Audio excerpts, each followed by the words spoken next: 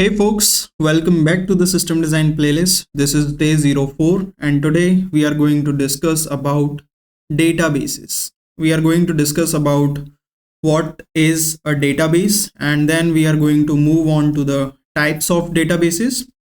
In the types of databases, we are going to first discuss about the relational database management system or relational databases. And then we are going to discuss about key value stores. After that, we are going to move upon document database, and then we are going to discuss about graph database. Then we have wide column stores, we have in-memory database, we have time series database, we have object oriented database, and further we are going to discuss about few more types of databases, which includes text search databases, and we have a spatial database, then we have blob store data store, and then we have ledger databases. We are also going to cover about hierarchical database, then we have vector DB, and then we have embedded DB. So there are total of 15 types of databases. There are total 15 types of the database we are going to discuss in this lecture. So let's move ahead. What is a database? Before going through this problem, let's first understand what is actually a data, right? Let's first understand what is data. So what is data according to you? Data is raw facts and figures, right? Data is stored in bits and bytes. It is stored in bits and bytes of memory. But we cannot say that data is useful always. It may be useful, it may not be useful. So what we do is, when we process the data, we get information. Now what is information? Information, very, very simple. It is a meaningful data.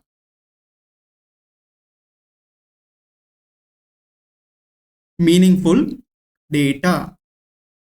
So when we process the data, we get information. Information is a meaningful data, right? So it is very simple.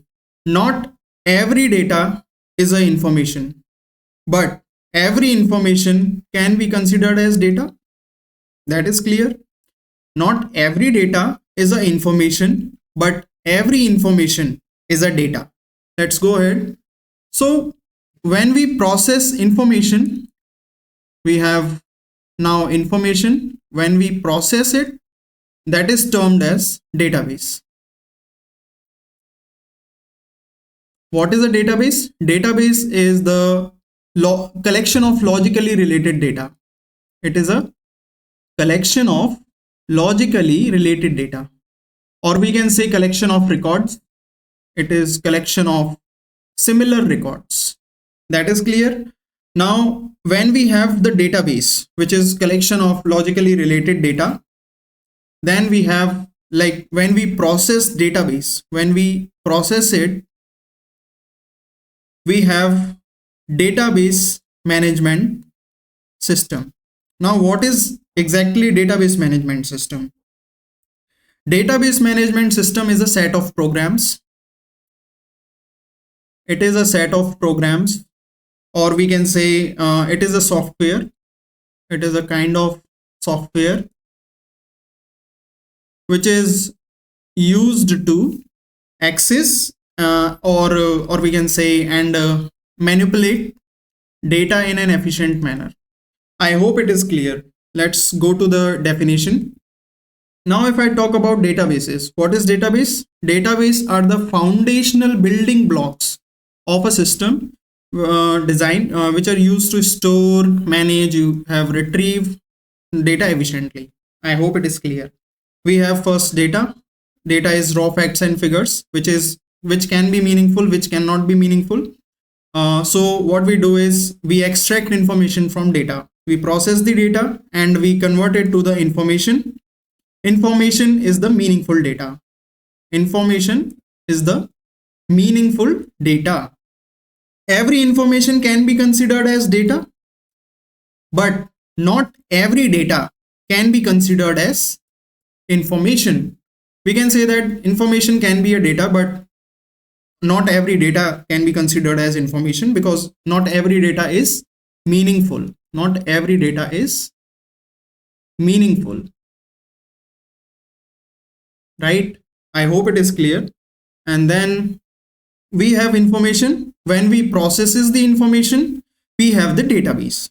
Database is collection of logically related data, or we can say it is a collection of similar kind of records. When we processes the database, we have the database management system. What is database management system? It is a set of programs or software used to access and manipulate the data in an efficient and in faster manner. Let's go ahead. Now, if I talk about the relational database, these are normally processed by relational database management system.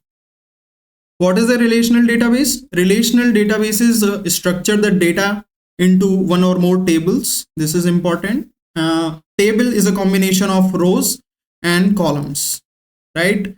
So with a unique key, what is a unique key? You can say that each row is identified using that unique key. It can be an ID. So rows in a table can be linked to rows in other tables through foreign key relationship mapping, which establish a relationship between them. And then this structure allows relational database to handle large amount of structured data, which enforces data integrity and supports complex queries and ACID transactions. If I talk about, they uses structured query language SQL for defining, manipulating and querying data, which make them highly versatile and widely used in various applications. I think it is not clear. Let's try to understand it more well. If I talk about the relational database management system, so we have relation. Now, what is a relation? We can say that it is a kind of table. Table is the form of a row and column, right? I hope it is clear. What is a row according to you? A row is termed as the tuple or a record. Then we have column. If I talk about column, column is termed as fields, or we can also say that attribute.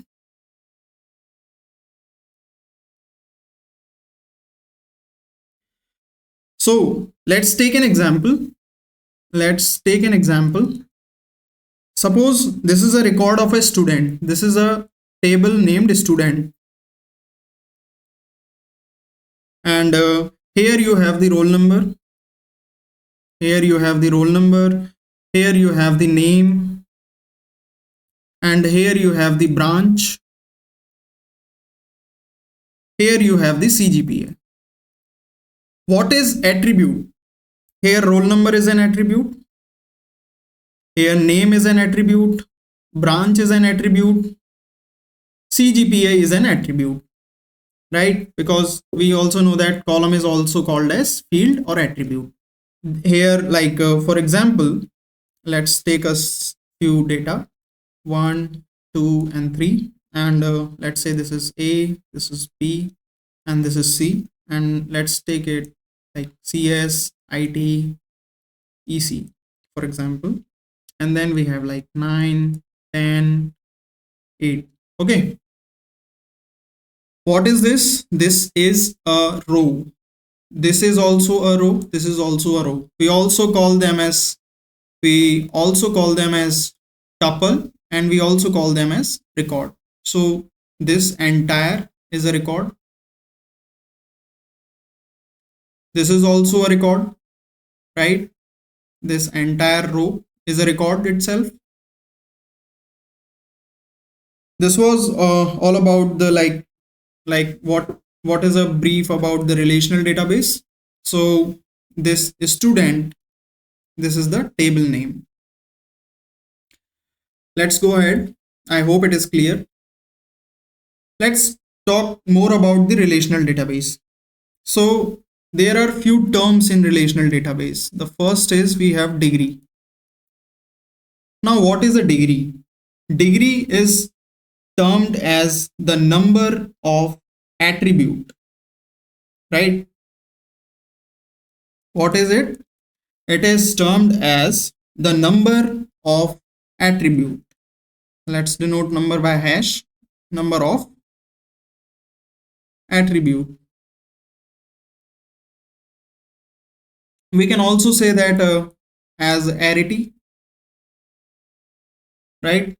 And we have cardinality.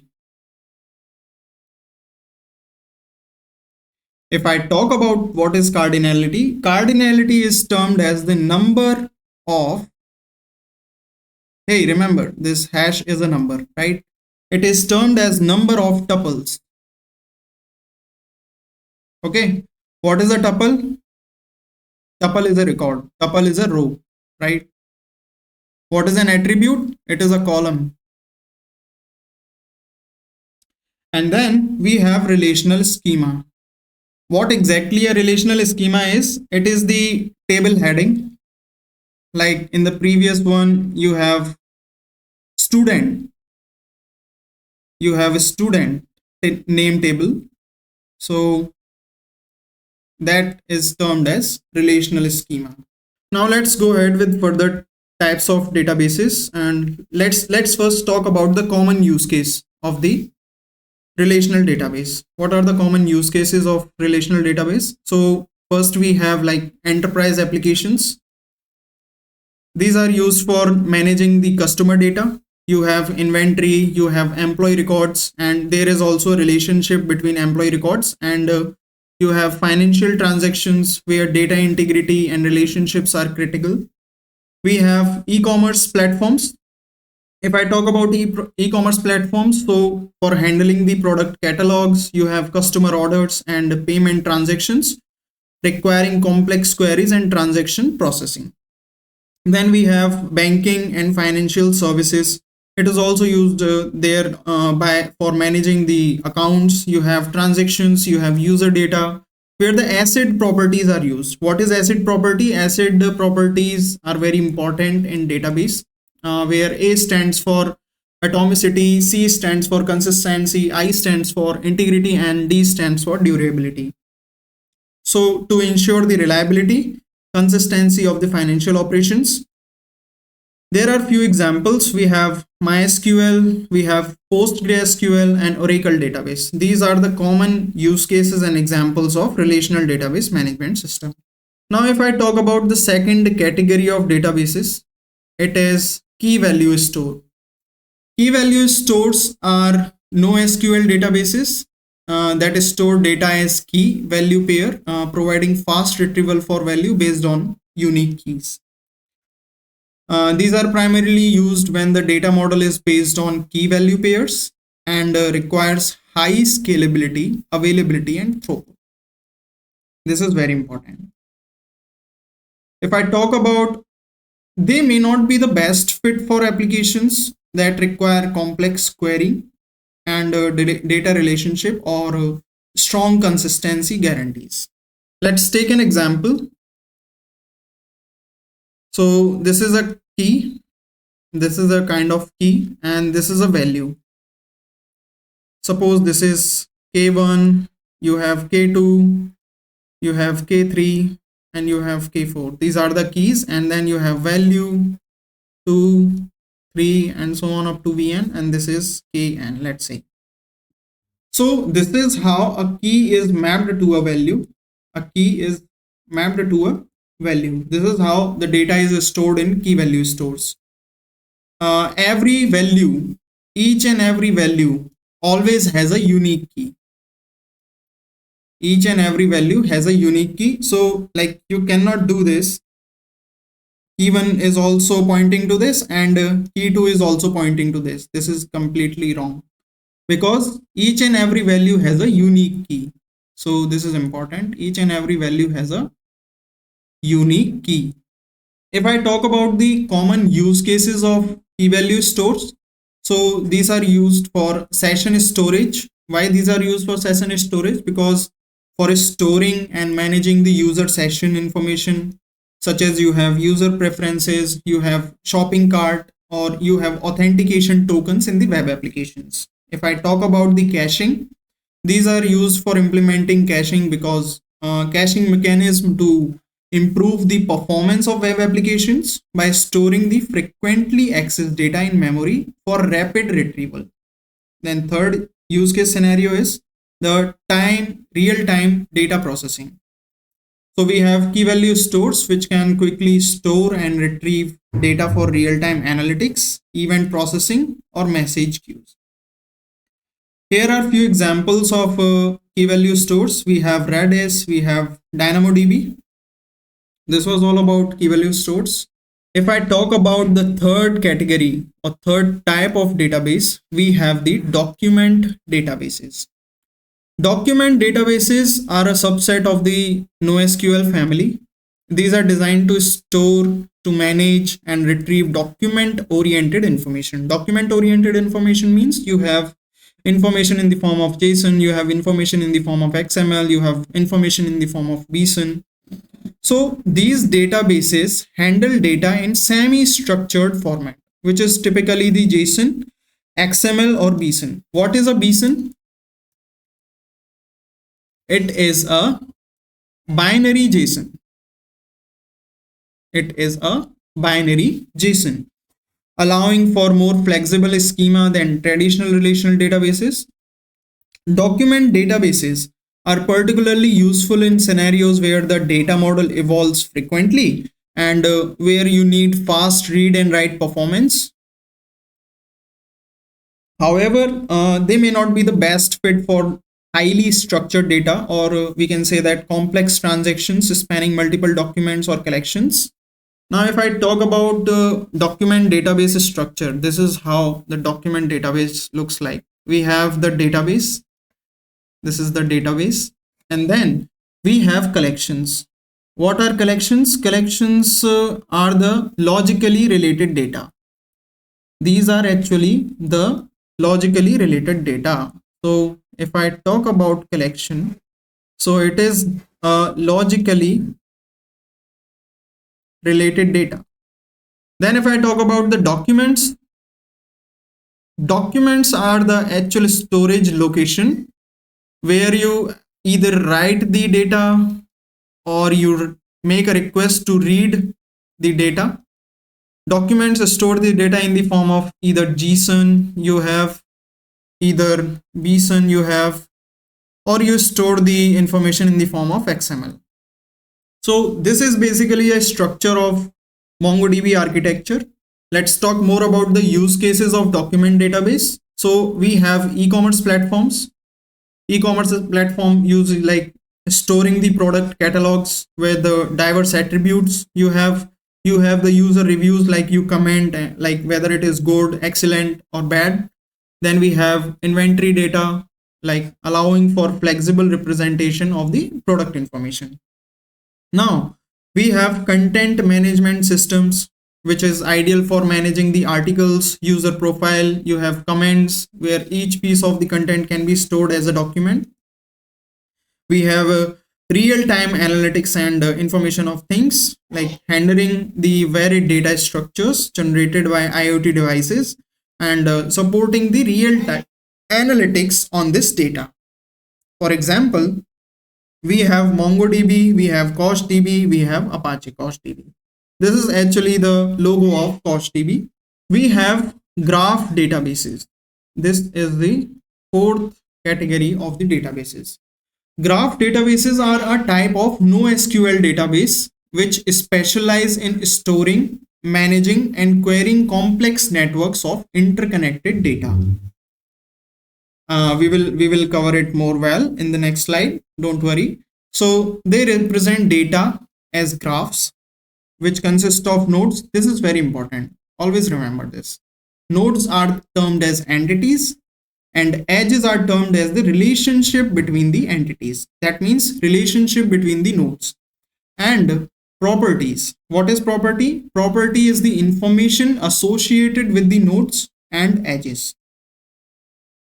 By leveraging the graph structure, graph databases enable efficient traversal, querying, you have analysis of interconnected data.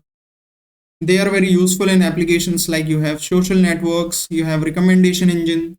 Now, if I talk about the graph database, so this is a node. How the graph database looks like you have this vertex and then you have this edge to pointing to another vertex.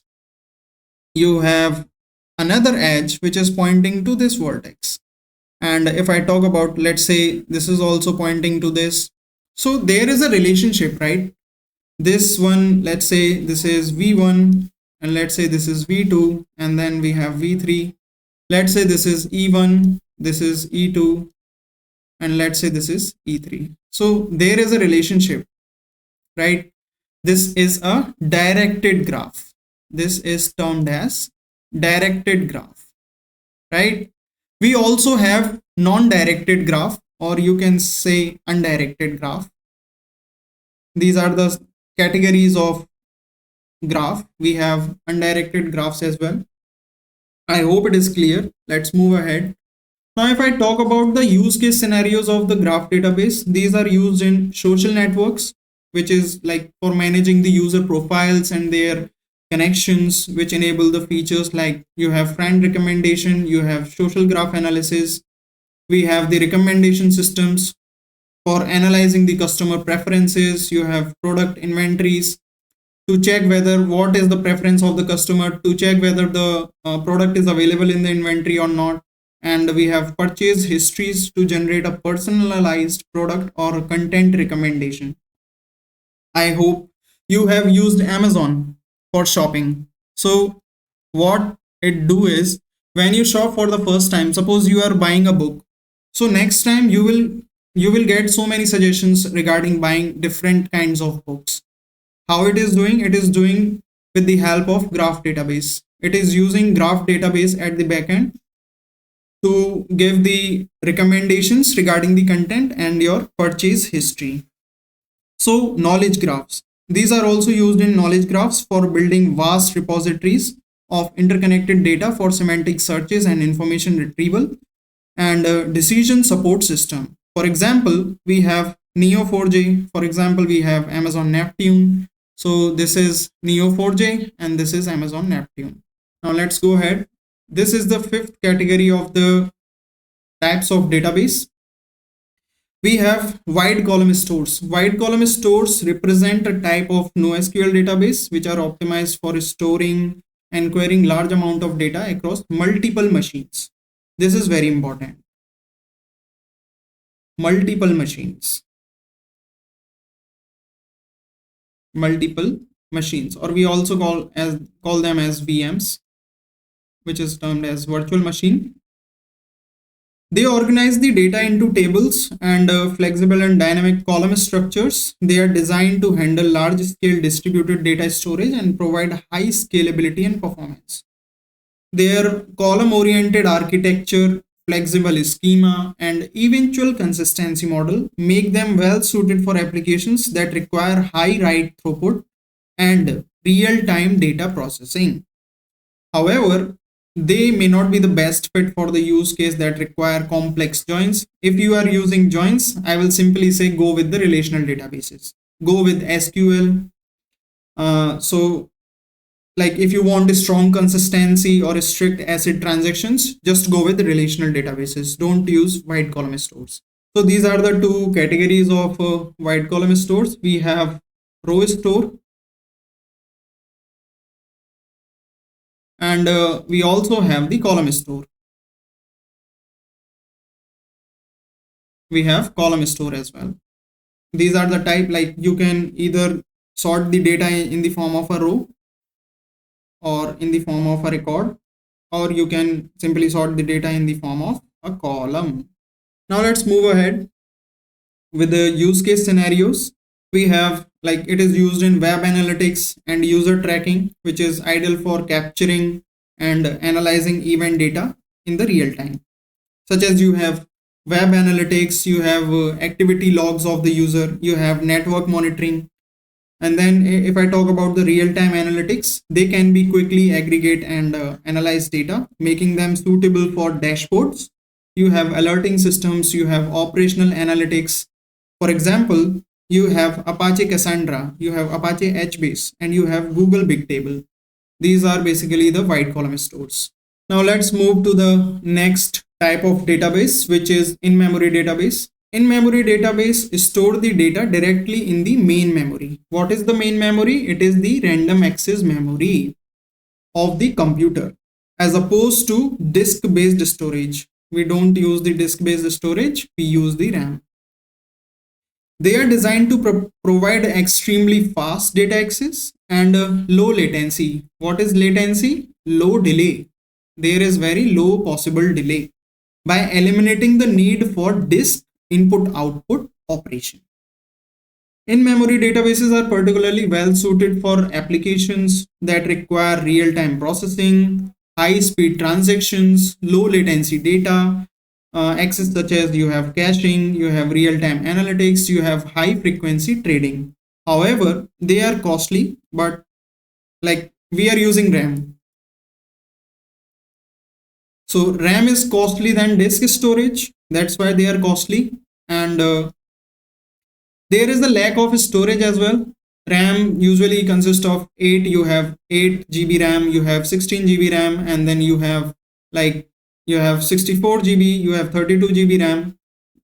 That is very costly. So they lag in the capacity. That is a drawback. In-memory databases, if I talk about in-memory databases, you might have used SQLite, right? And you might have used, like, have you ever used GTF 5, Grand Theft Auto Vice City 5? So what you do is, when you are playing the game, now you are supposed to go somewhere else. You want to stop that game there and continue it from there itself, where you have stopped. So what you do is, you pause the game and then you resume the game. How does that happen? That happens with the help of in-memory database, because it has already stored your activity when you were just pausing, and then it goes there to the same stage where you left and continues from there when you resume. So you use the in-memory database in gaming as well.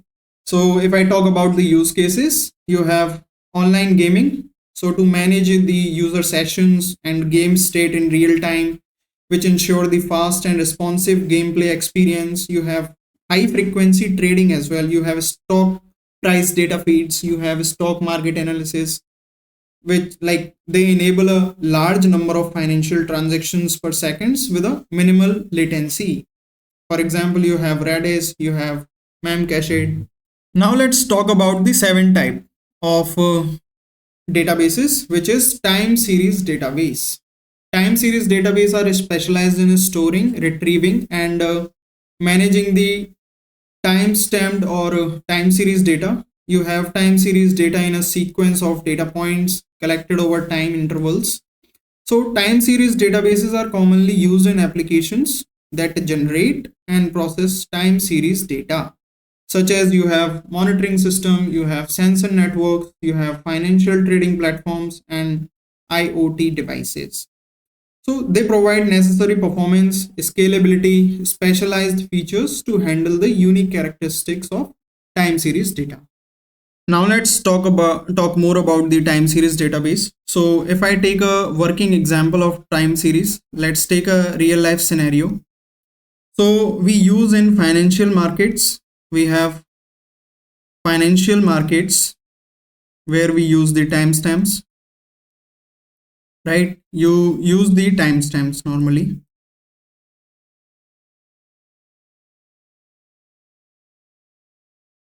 So the financial industry heavily relies on time series data, which means like you have stock price, you have trading volumes, and you have other market indicators which are recorded with the help of timestamps.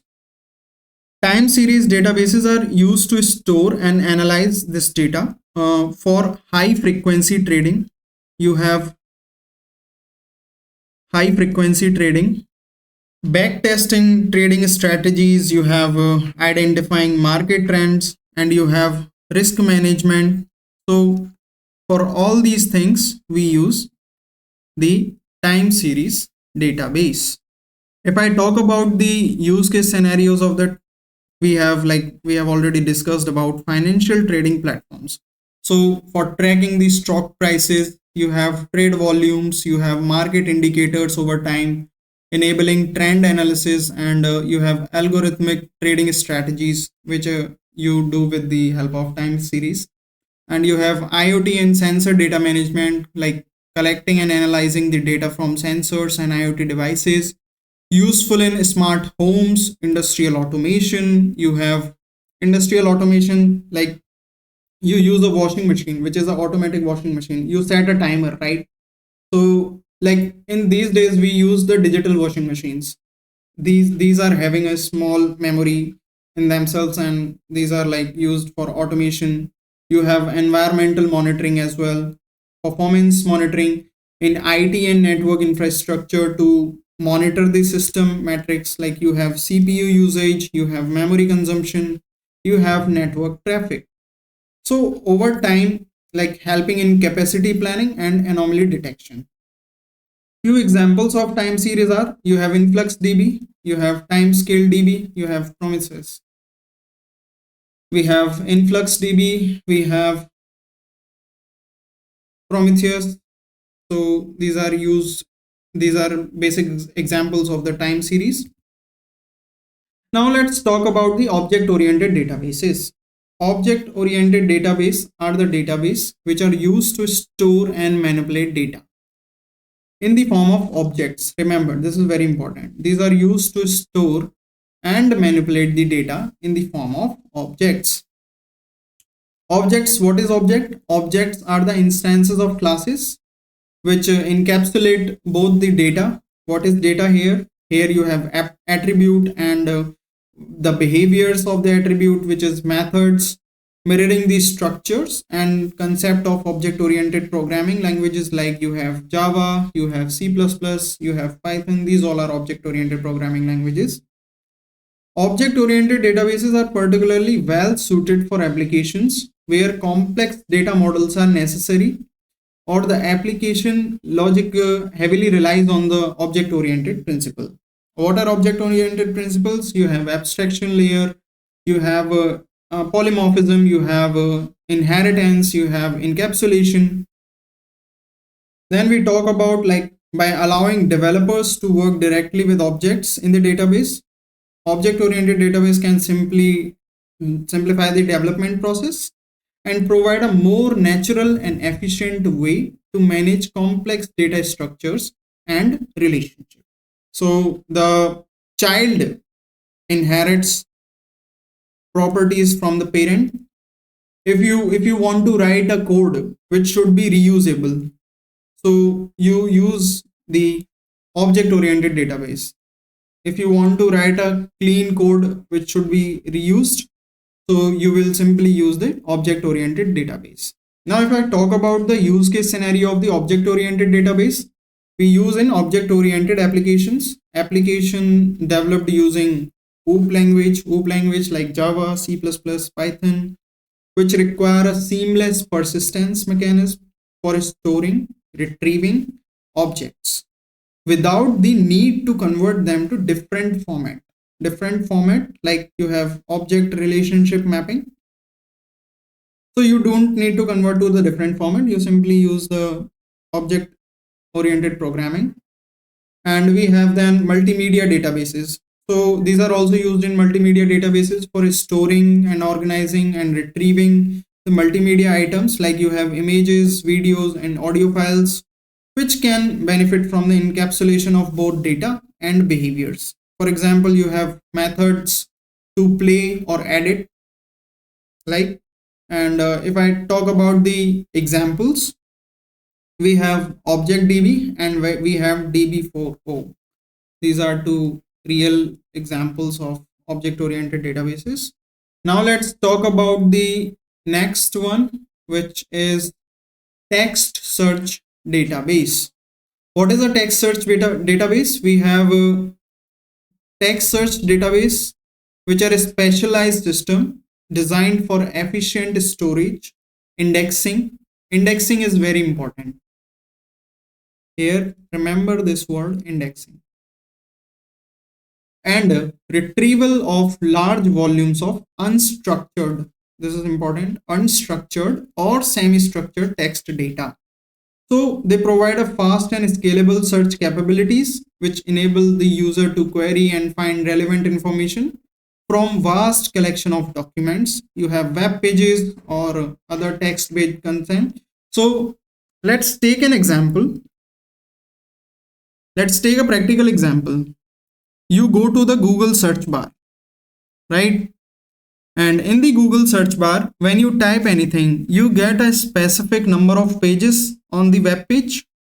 So you have a specific number of pages, like suppose this is a page and then there is a link. This is a page and then there is a link to it. This is another URL. This is another one. And you have the search bar here. You type something, and then you get results according to that. That is nothing but it is a text based content. So we make it in the form of documents, and those specific results are shown to you. Now let's talk about the use case scenarios of the text based e-commerce. For product searches within online stores, you are searching for a product or helping your customers find the best products based on the descriptions and reviews and metadata. We have the web searches. So like I have taken all the examples already. This is search engine, like you have Google, you have Bing, you have DuckDuckGo to index and search the vast amount of content available on the internet, allowing users to find the relevant web pages based on their query. So you are searching for Wikipedia. On the top of the first search, you get preferences based on your search, like Wikipedia, in the form of a document. Then we have log analysis.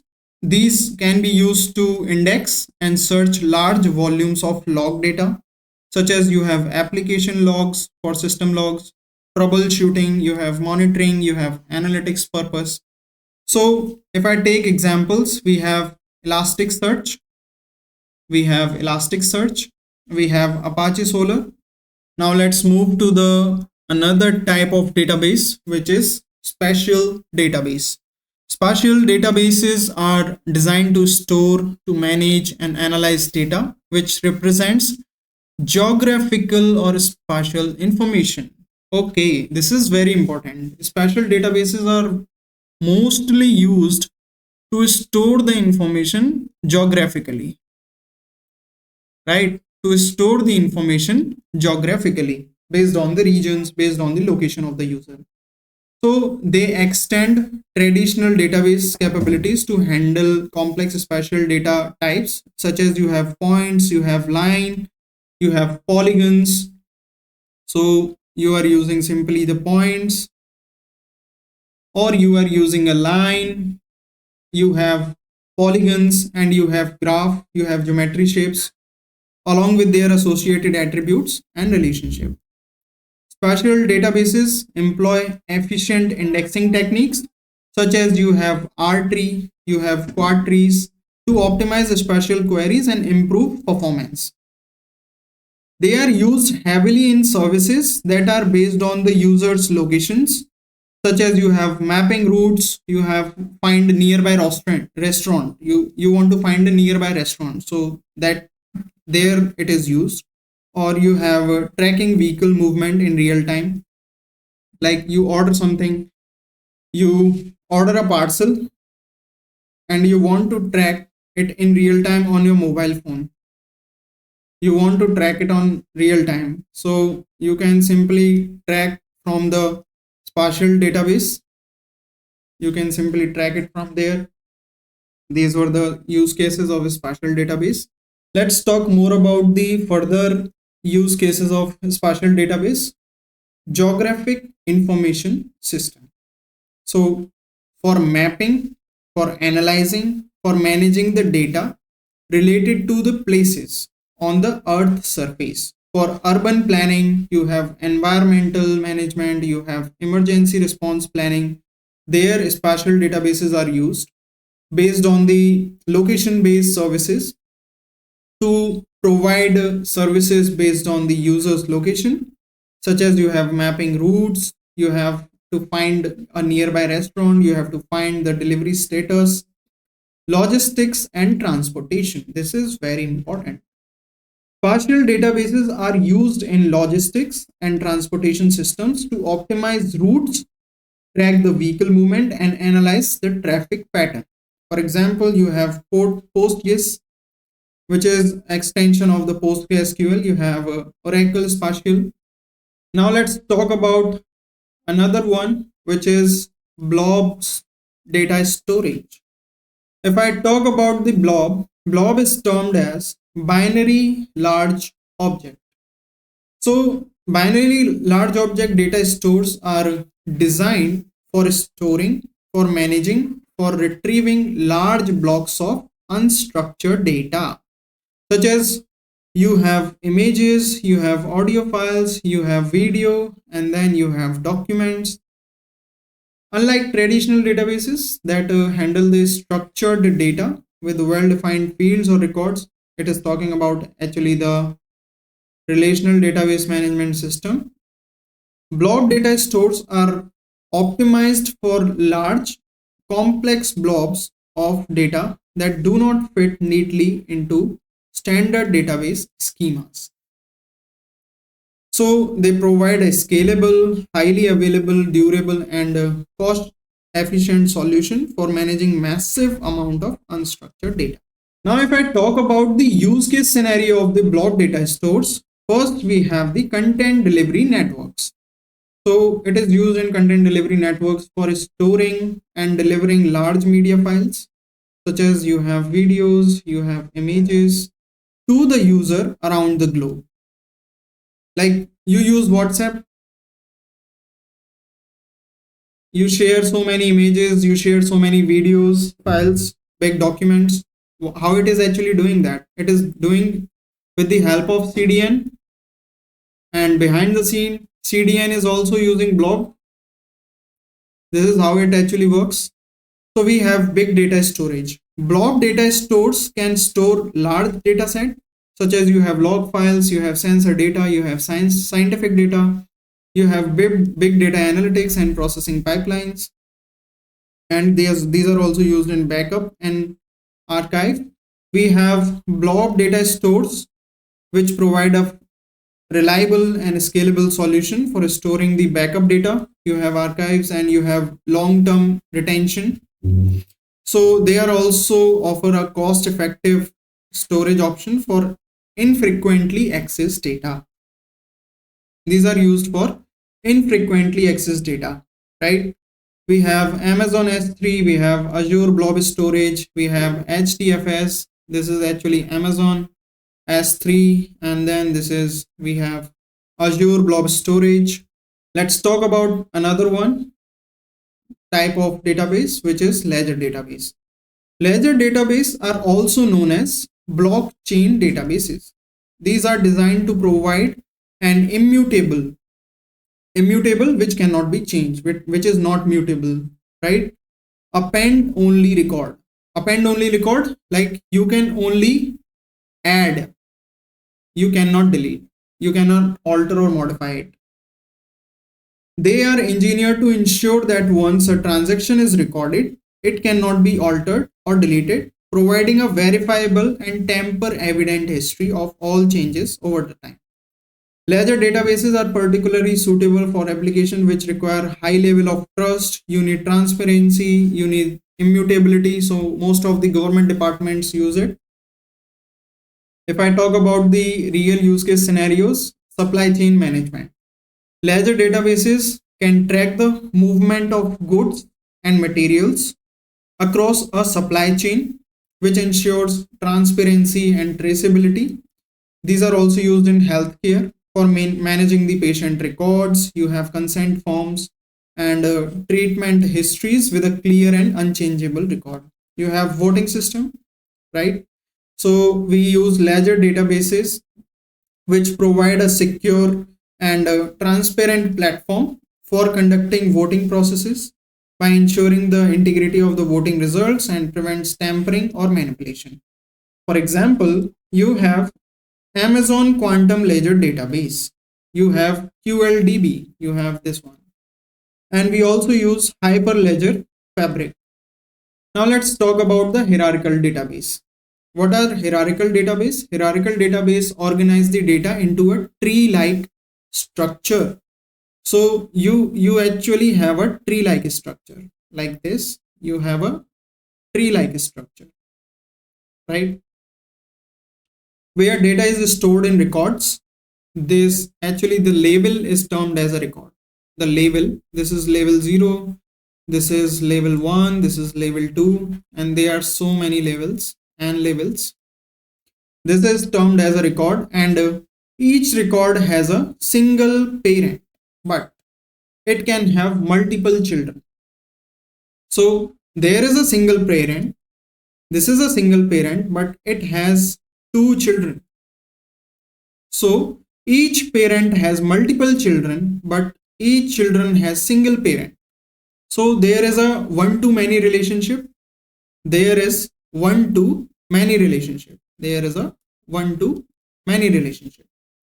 Hierarchical databases were popular in the early days of the computing. Particularly, these were used in mainframe systems. They were commonly used in file systems where the directories and files naturally fit into a hierarchical structure. However, they have been largely replaced by the other database models, such as you have relational database, you have NoSQL database, which offer more flexibility and better support for complex relationships. If I talk about the real use case scenario of the hierarchical database, we have organizational structure, which is used for managing the data in organization charts, where each entity, for example, you have an employee, right, which has a clear hierarchical relationship. Like employee, there is a manager. Employee can be a software engineer, it can be a manager. There is a relationship between them. It is also used in file system, the directory structure, folder and files you make in your local system. And it is a classic example of hierarchical data where the folders have subfolders. You have one folder and it has a subfolder and it has subfiles. IBM IMS and Windows registry. This is Windows registry. This is IBM IMS. These are two examples. Now let's talk about vector DB. Vector DB is the 13th type of DB. Vector databases are specialized databases which are designed for storing and searching vectors, which are arrays of numbers representing data in high dimensional spaces. These are optimized for similarity search and nearest neighbor query, enabling fast retrieval of similar items based on their vector representation. So these databases are particularly relevant in the field of machine learning. You have artificial intelligence, where you have vector representation. You also use agentic, like you use retrieval augmented generation, RAG based applications. So actually these are based on vector DB. These are actually based on vector database, right? These include, like, you have text, you have images and audios. So if I talk about the real use cases of the vector DB, vector DB are used in image and video searches. Vector database enable content based on image, video retrieval by storing the visual features as high dimensional vectors in a form of 1D array. You have 2D array. Then we use recommendation system. So by representing the users and items, for example, you have products, you have movies, such as you represent them in the form of vectors. Vector database can quickly identify and recommend items similar to the user interest. These are also used in anomaly detection by comparing the similarity of new data points to known normal samples. Anomalies can be detected based on their dissimilarity. You have FAISS, you have Melvus, you have Pinecone. These are the actual examples of the vector DB. We have embedded database. Embedded databases are specialized databases which are designed to be tightly integrated into software applications. Unlike traditional, you have client-server databases that run as separate process. Embedded databases are linked and run as part of the application itself. These are a part of application itself. So by being tightly integrated into the application process, they offer fast data access, small footprint, and simplified deployment. Embedded databases are particularly useful in resource-constrained environments where a full-fledged client-server database not necessarily or practically be used. If I talk about the real use case scenarios, these are used in gaming. So saving the game state, you have player progress. So in the gaming, we have discussed one more database. I hope that one is clear to your mind. Do mention in the comment section which one database we have discussed, which was used for saving the state of a game. We have taken example of GTA 5 as well. So let's come to embedded database. These are used in configuration settings directly within the gaming application. You have desktop applications for storing configuration settings. You have user preferences and application data locally on the user's machine. For example, you have SQLite, you have RockDB, you have BerkeleyDB. These are practical examples of embedded DB. So that's all for today's lecture. I hope everything is clear to you. Do mention in the comment section if you have any doubt. If you have any kind of question, do mention in the comment section. I hope you like this lecture. So today what we have discussed about what is a database, right? And we have discussed about the types of database. There are around 14 to 15 types of database we have covered in this lecture. If you guys need the notes of this lecture and all the previous lecture that we have covered, so please do mention in the comment section. I need up to 25 to 30 comments. Then I will provide the lecture notes in the description section of all the videos.